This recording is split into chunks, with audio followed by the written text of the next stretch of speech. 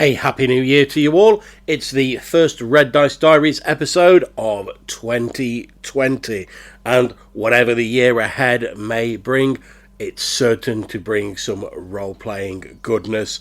And I'm going to chat today about the workbook 30 Days of Worldbuilding, an author's step-by-step guide to building fictional worlds by A. Trevena.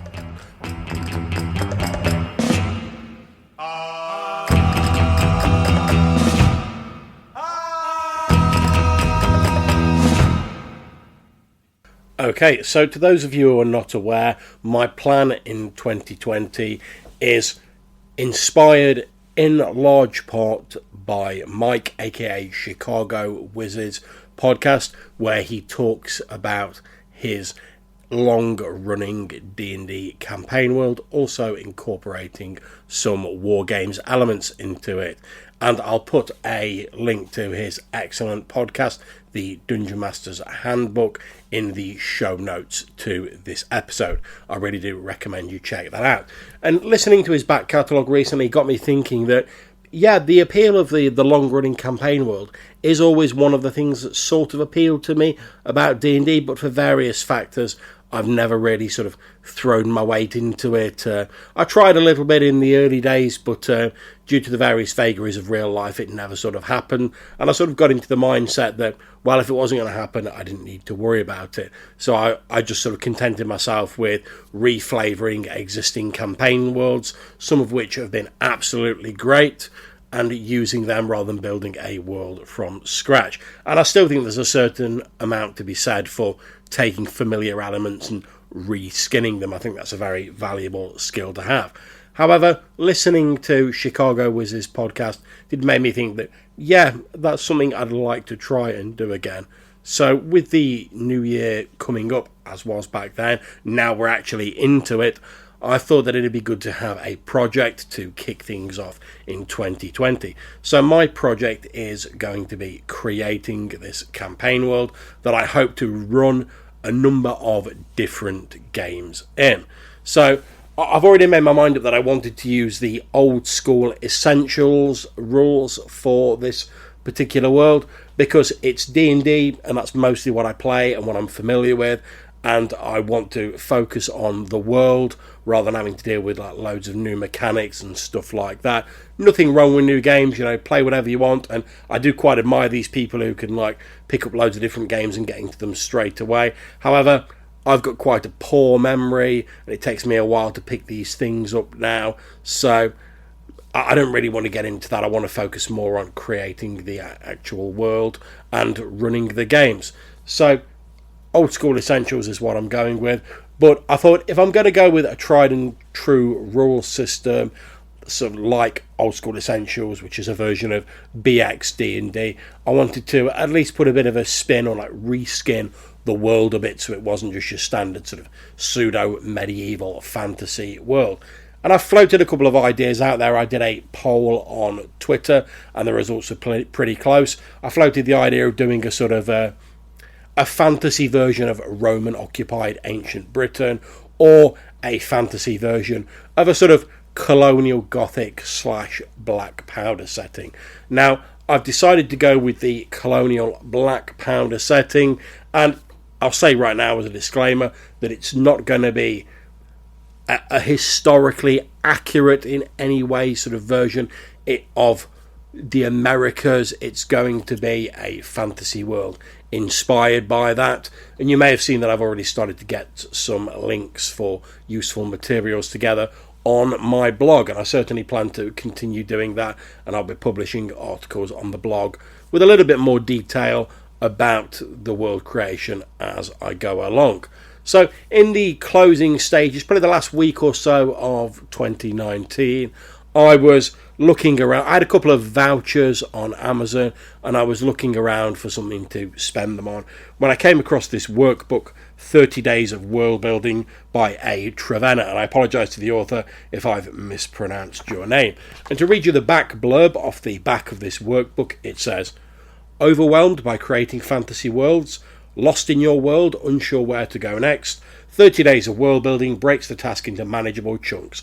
By following 30 creative prompts, this book will give you from an idea to a full world. The workbook will help you to break the epic task of world building into easy steps, build a full and complete world with prompts you may not have thought of, tie your world building into your story to increase tension and conflict, bring your world building back to your characters to get your readers hooked. The book also includes a bonus lesson on building magic systems that work. By completing just one prompt each day, you can have a fully created fantasy world in a month. You will also have an invaluable book of world building notes to keep beside you as you write.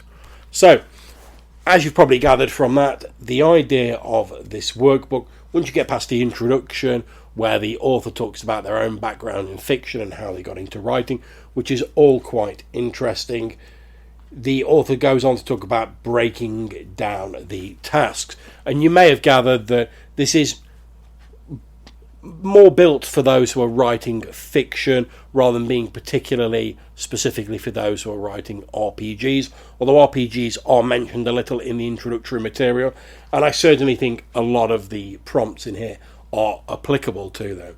And essentially what it is the idea is that this is a workbook that you can actually write your stuff down in this book. Now, if like me, the mere suggestion of writing in a book results in someone being like, ah! And me sort of retreating like I'm the witch in the Wizard of Oz and someone has just thrown water on me. If you like writing in books, fair enough, they're your books, you've paid for them, do what you want with them, crack on. For me, personally, I'm really not a fan of writing in books, especially if it's something like a workbook like this, where I'm like, if I write in it though, and then I want to use the workbook again, I've either got to buy another copy of it, or I've got to just write it out again in another book. So why not just write it out in another book and keep the original pristine? But that's just one of my personal foibles. I suppose it's neither here nor there. So what sort of prompts do you get in the book? Well, since we're on the first day of 2020, let's have a slightly more detailed look at day one's prompt, genre and setting. And it says in the book, the genre of your book can have a really big impact on its setting and how much of your world you actually need to map. For example, a space opera may require an entire galaxy with multiple planets, each with their own world building requirements. Alternatively, you may be mapping a single spaceship. With epic fantasy, the clue's in the name, you're probably going to be creating a vast amount of world. However, urban fantasy might only need a single city, or even just a single street. So your genre can help determine how much setting you need. Likewise, your chosen setting can help to determine your genre. If you're unsure, there are many resources online that give a description of all of the different subgenres. Remember that genre requirements can be quite fluid and your story may blend two or more of them together. It's also the case that new subgenres emerge with conventions of their own. And then that takes about half of a single page, and then the rest of the page is left blank for you to fill in the description of your setting and the genre. Now, I've been thinking about this. Obviously, certain amounts of my genre have already been defined, because like I say, I want to do this sort of colonial sort of black powder setting. So we've got a bit of the technology level defined. We know that it's colonial, so the people there are colonists settling from presumably a more established country. They're sort of like pilgrims, founding fathers, if you will, settling down. And I like this whole idea of a sort of frontier style game where much of the land is, at least to the settlers, unexplored. It has native indigenous people for them to be dealing with, and obviously I'm not trying to make light of what happened in the real world here, but there will be sort of heroes and villains on both sides in this fantasy version of a sort of colonial era that I'm going to create. And I think it could work well as a sort of like points of light setting, which is something I personally remember first seeing in 4th edition D&D, although I'm sure it existed apart from that. And the idea of that being that there are these points of light, these points of civilization, And beyond that is like dangerous wilderness, uncharted territory. And I think that could work really well for this sort of colonial idea. There's like only a couple of sort of larger settlements that are established, and the rest is like frontier settlements, struggling, particularly in winter, which is where I envision the setting starting, trying to struggle to make ends meet, combating threats from the wilderness, from hostile natives, trying to deal with misunderstandings. And of course there will be some colonists, some of the forces moving in, who are quite ruthless in their dealings with the indigenous people and who are just seeking to claim glory and profit for themselves at all costs and damn the rest of the people. So I think it's a very interesting mix of potential storylines for them. So what else does 30 Days of World Building offer?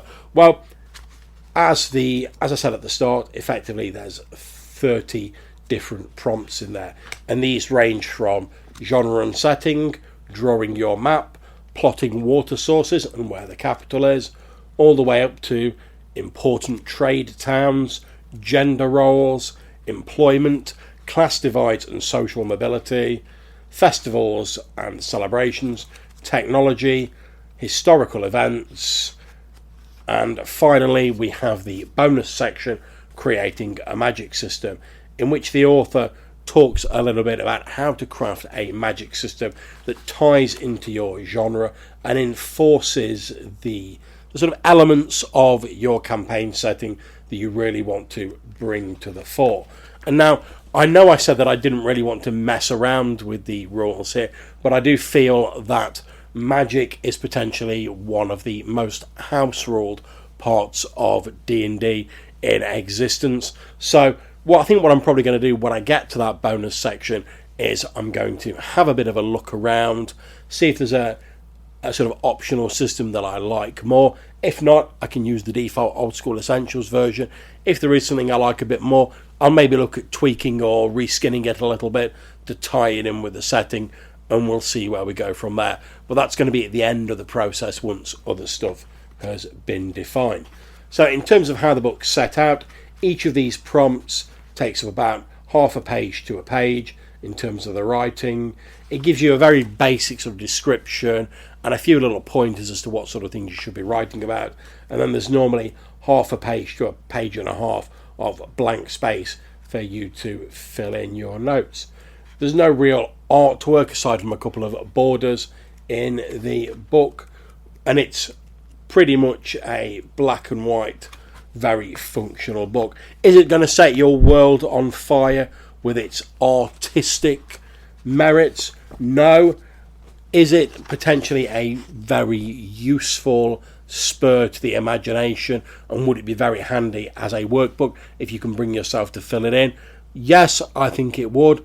And as a book that's not particularly highly priced, from Amazon, costing just under $10, you really could buy a copy of this, fill it in, and then if you needed another copy for a campaign, it wouldn't cost you a great deal to buy another copy, which is, I think, what you really want to go for with this style of book.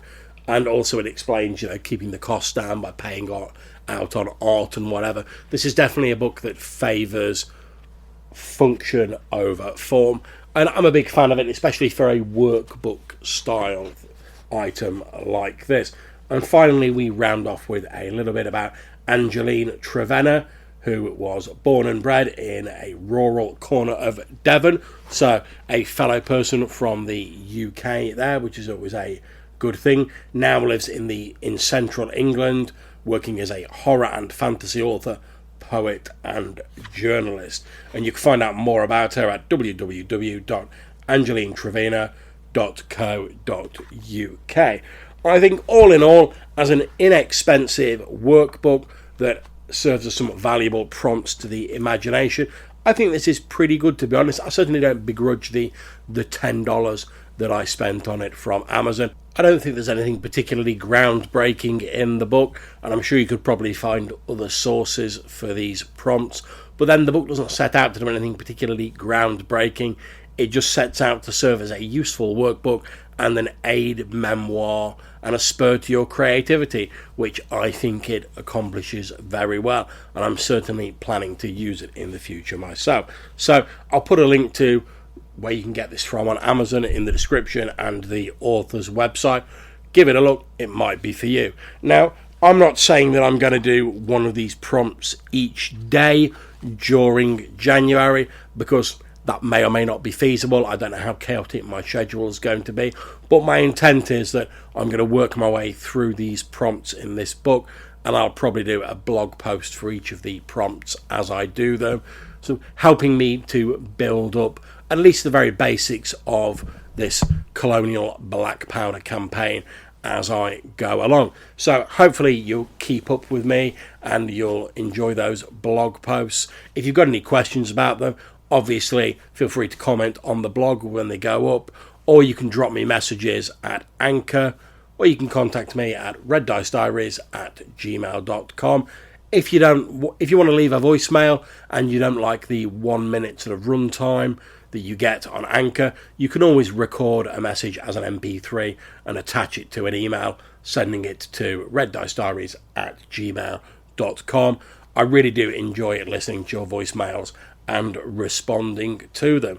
So I'm sure I will be podcasting more about this campaign setting I'm trying to create in the future. Hopefully you'll come along for the ride with me, and I will speak to you all soon. So I hope you all have a great new year, and until I speak to you again, whatever you're playing, whatever games you're running, have fun, and may your dice always roll 20s.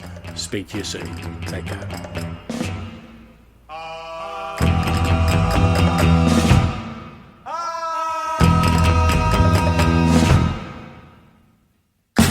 Exótica.